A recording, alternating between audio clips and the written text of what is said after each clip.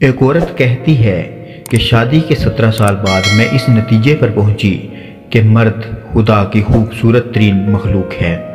वो अपनी जवानी को अपनी बीवी और बच्चों के लिए कुर्बान करता है।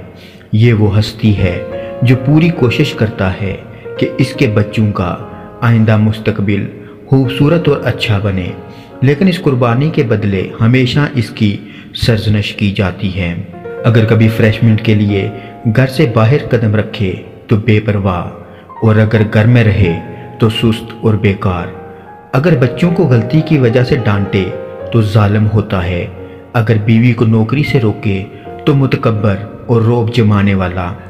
अगर माँ से दिलजोई करे तो माँ का लाडला, और अगर बीवी से प्यारी बातें करे तो बीवी का मुरीद। इसके बावजूद मर्द दुनिया की वो हस्ती है जो अपने बच्चों को हर एतबार से खुद से बेहतर देखना चाहता है।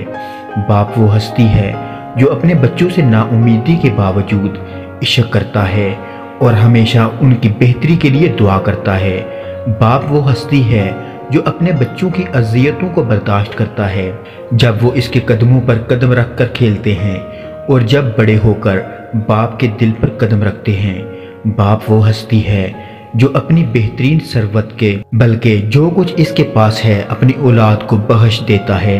अगर माँ औलाद को 9 महीने पेट में उठाती है तो बाप पूरी ज़िंदगी अपने फिक्र और दिमाग में लिए फिरता है दुनिया अच्छी और खूबसूरत है जब तक घर का सरपरस्त सालम है।